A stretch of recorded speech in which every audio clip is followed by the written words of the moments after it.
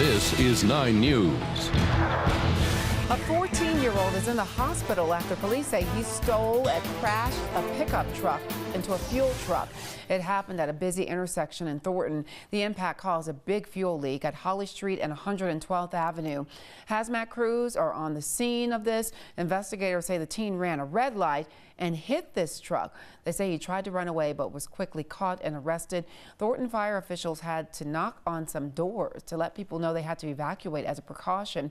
This happened just after 9 o'clock this morning. Sky 9 flew over the scene about an hour ago. Both directions of Holly and 112th were closed at that time while hazmat crews cleaned up. They've got a lot of cleaning up to do. A Colorado state representative who has accused a fellow lawmaker of sexual assault or harassment has filed a formal complaint at the state capitol. It's triggered a confidential investigation. Now, Democratic Representative Faith Winter says she submitted the complaint yesterday. That's 3 days after she and 2 other women publicly accused Democratic Representative Steve Lebstock of sexual harassment. 9 News reporter Marshall Zellinger is interviewing Lebstock right now about the allegations. We will hear from him live later on in this show. Now, down in Alabama, another lawmaker is fielding sexual misconduct allegations of his own. Now lawmakers are calling for Republican State Senator Roy Moore to step down. 5 women have come forward with stories about Moore making inappropriate advances toward them. One says Moore abused her when she was 16 years old. Beverly Young Nelson says she was working at a restaurant when Moore offered her a ride home.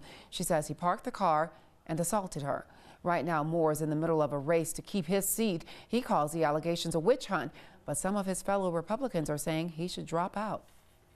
I think he should step aside. I believe the women, yes. He should step aside. Number one, these allegations are credible. Number two, he should, if he cares about the values and the people he claims to care about, then he should step aside. Texas Republican Senator Ted Cruz has distanced himself from Moore, too, saying he can't urge people to support him if the allegations are true. Moore is denying the allegations. People of Alabama know me. They know my character. They know what I've stood for in the political world for over 40 years. And I can tell you without hesitation, this is absolutely false. I never did what she said I did. I don't even know the woman. Now, Moore has threatened to sue the Washington Post after it reported that he pursued 3 other teens while he was in his 30s.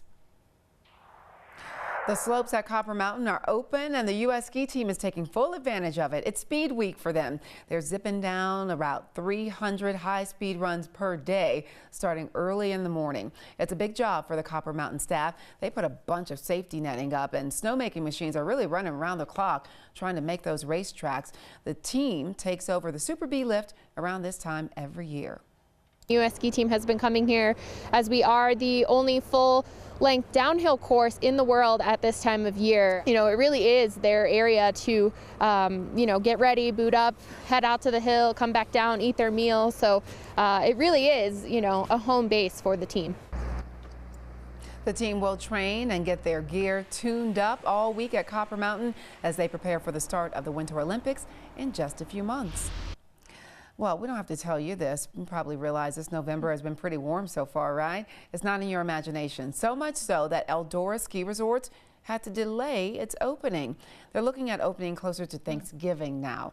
Winter Park opens tomorrow. Vail opens on Friday. So a lot of people are a little disappointed that we're not getting more cold weather and snow. You know, that's what Colorado's all about, too. I know, especially this time of the year. We can get those runs in November, and it looks like Mother Nature will help us out. We just got to wait a few more days. Okay. Storm system pushing in on Friday. I think you're going to be happy with the forecast. But you know what? Today has been so far so good. Some blue skies up in the high country, Breckenridge, skiers, snowboarders. All right, is it lunchtime? Where is everyone? Having a good time up there, and still a few high-level clouds sitting across the Fort Collins area and the CSU campus. The winds certainly have been kicking up quite a bit. We're tracking 40-mile-per-hour gusts toward Berthoud Pass, 20-plus mile-per-hour speeds from the Red Feather Lakes area south through Netherland and Blackhawk. As we look at the temperatures, we're doing just fine. Low 60s right now, once again above our average. 50s in Fort Collins and Greeley, warm along along the eastern plains. How about that? 76 already at this noon hour in Springfield, with 50s and low 60s across the western slope. Tonight should be a comfortable one. We have clear skies on our hands. Nothing really going on across Colorado just yet anyway. We do have a cold front that will push through later tonight. That's going to significantly drop off those overnight lows. It's going to be a chilly one for us. Tomorrow, slightly cooler. We'll talk about that mountain snow. And then Taronda, grab the shades. You're going to need them. We have another 70-degree day on our hands. Okay, the emoji is wearing shades, so you know it's real. Yes, Super serious forecast. Bust 'em out. Right, thanks, Danielle. bet. Well, CDOT is continuing its discussion for a Colorado Hyperloop. Arrivo is the second company to talk to CDOT about the super speedy system. Now, their plan would allow you to drive your car onto the track, and then it'll kind of send you on your way. The company will open a test track for the technology in Commerce City. The final track would run from Fort Collins to Denver, moving passengers at more than 700 miles an hour. I don't know if my sedan can handle that. Arrivo plans to spend $10 to $15 million on the project in 2018 and then hire 200 engineers and technicians by 2020. Attorney General Jeff Sessions is in the hot seat again. He's strongly defending himself against allegations that he had misled members of Congress about his knowledge of communications between Russians and associates of President Trump. That's specifically during the 2016 campaign. Now, Sessions testified before the House Judiciary Committee. Meanwhile, Donald Trump Jr. is back at the center of the Russia investigation. Lawmakers are expected to demand that he appear before them to explain a series of private Twitter messages between him and WikiLeaks during and after the 2016 election. Some of the messages came around the time that WikiLeaks released stolen emails from Hillary Clinton's campaign chair. Ahead on 9 News at noon, sharing stories of help and offering hope. Coming up, our Recovery Week series continues with the story of a man whose voice is known across the metro area, and now he's using that voice to speak out against addiction.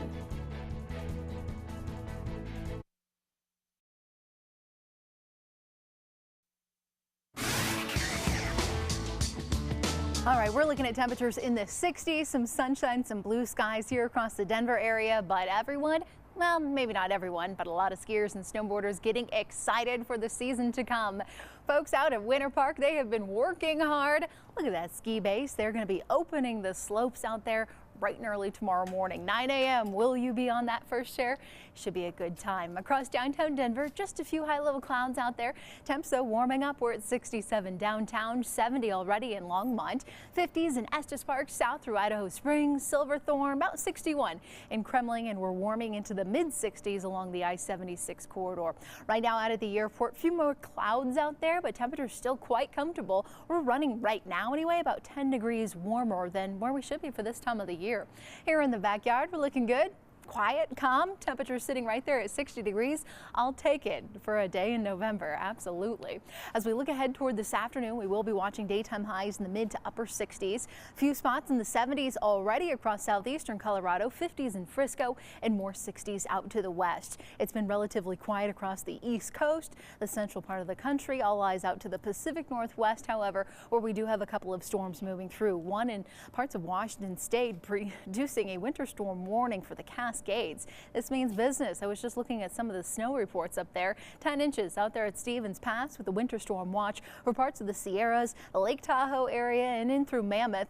Here in Colorado, we don't have any advisories in place yet, but those storms will be making their way into Colorado's high country before we know it. Tonight here in town, mostly clear. It will be slightly breezy, but cold as that front starts digging in from the north. We're down to the 20s across the eastern plains. Teens tonight in Leadville and Gunnison, and about 23 for the Vail Valley. The rest of this afternoon into this evening, it's going to be a quiet one as that front dives through. Maybe an isolated quick shower up in the mountains, but it won't accumulate to much. Overnight, we're looking good, dry and sunshine to wake up to tomorrow morning. By the afternoon, though, more clouds start streaming in. This is going to be around 5, 6 o'clock in the evening.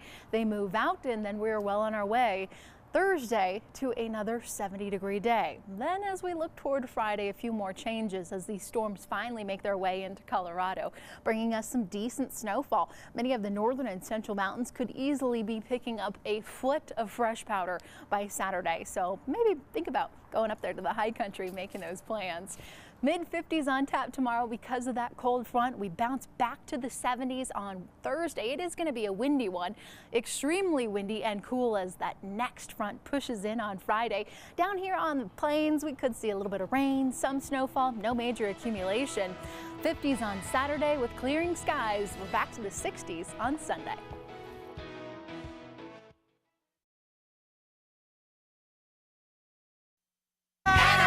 Revolution, justice, screaming for solution, forcing changes, risking danger, making noise and making please. It started in 1996. This original rock musical written by a then little-known composer forever changed the landscape of American theater. We're talking about Rent, of course. 2 decades later, Jonathan Larson's Rent continues to speak to audiences across generations and around the world. And guess what? I have one of the stars of the show with me here right now, Lindy Moe, who plays Maureen Johnson, one of the main characters. Welcome. Yes, thank you for having me. We are so glad to have you here. You're making your national tour debut with this 20th anniversary production. How does that feel? Oh, incredible. The best feeling in the entire world. I didn't even know I would ever land this role, so I'm very honored. You know, it's been 20 years. I'd have to imagine you're not that much older than the show. Actually, I'm 19. Oh my gosh, you're younger than the show. I was guessing maybe you were 21. I know, I do look a lot older, but I know. That's not old. But did it speak to you when you first saw the production? Did you know you really wanted to be a part of this? Oh my gosh, of course. It's a really groundbreaking musical, and it means so much, and it's so integral, I think, for everybody to hear the message of it. And for people who maybe have not heard as much about Rent, what is that message? So it's a story about this group of friends, and throughout the show we see their relationships being tested, and we see all of the stuff, and in the end we see just how important the power of love is, and how important it is to accept everybody, no matter where they come from or anything. It's so important to just spread love. That is a message that is never irrelevant. 20 years later, it's still a relevant message. It's so relevant. It's crazy. Wow. We need love. So it's just one of the most important things. You know, here on 9 News, we love having local connections, and our viewers are going to just love this. Your grandfather is Doug Moe, former head coach of the Nuggets. Yes. Yeah. Wow. It's crazy. It's such a small world, because the fact that that even was a thing, and he was head coach, right, and then he assistant coach later, and when he was an assistant coach, that's when I got the opportunity. So did he help you get the chance to sing the national anthem? That type of, was he like, my grandbaby can sing, put her up there? So I sang about 6 times, I think, for the Nuggets games. Yeah, but I was like under 10. I think my first time I was 6 years old, which I don't know what my mom was thinking, having me go out there and in front of thousands of people. But did you know then and there that, you know, you really wanted to keep singing or get into theater? Oh, of course, yes.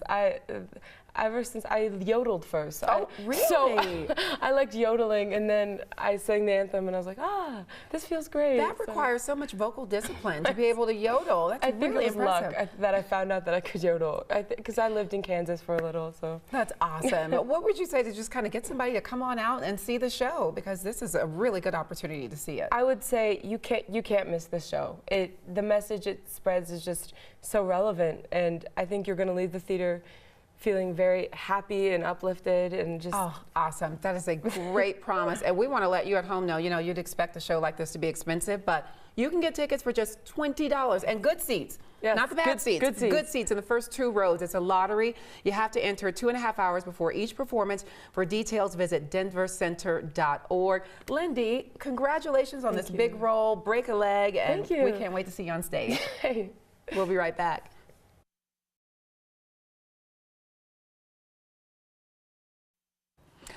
Faced with sexual harassment allegations and calls for his resignation, Representative Steve Lebsock is calling on the governor to give him due process. Now, he says he'll have a news conference later this month to address his future as a lawmaker, but as of today, he is speaking with 9 News reporter Marshall Zellinger. He just talked to him, joining us live now. Marshall, what do you have to say to you? Toronto, we talked for almost an hour here at the state capitol. Let's go over the key points. He's still going to be a state representative, saying as of today he is not resigning.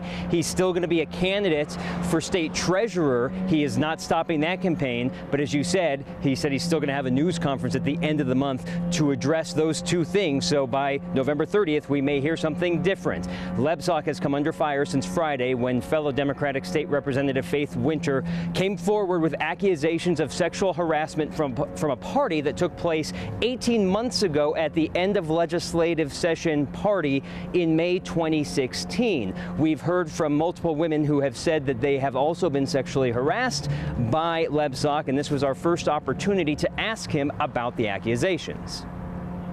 Did you sexually harass any of these women? No. But I'm extremely sorry that they feel hurt.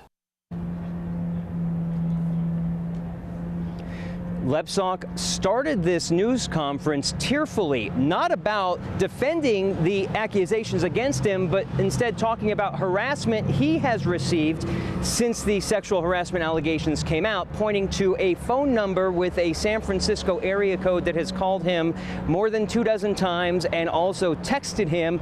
Essentially, he says he's being blackmailed to resign by this text message saying, hey, do you want to work at Dairy Queen, or do you want a lucrative job if you were to leave your position now?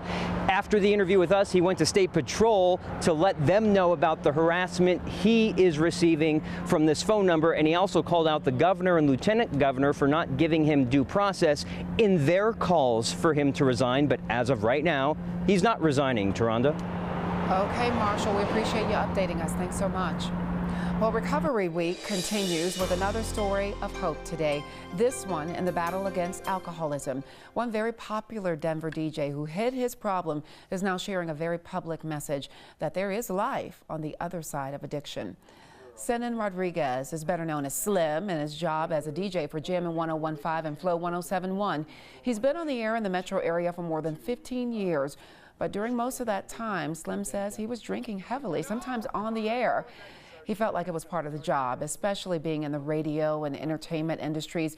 But a reality check from someone he loved very much started him on the path to getting sober. Now that he's given up drinking, he looks back at first having to admit that he had a problem. I felt shame at first when I said, that I'm an alcoholic. And I shouldn't feel any shame. Can I be upset with myself or a little embarrassed? Yeah, but I shouldn't feel shame. It's an addiction. And I don't want other people to feel shame, because you're not going to fix yourself feeling shame.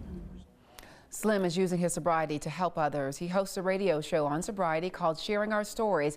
It airs every Sunday morning at 6:30 on Jammin' 101.5 and Flow 107.1. For anyone needing help, we have resources right now on 9news.com. And it'll be just a little bit cooler today with snow maybe on the way this weekend. Fingers crossed. Danielle is back next.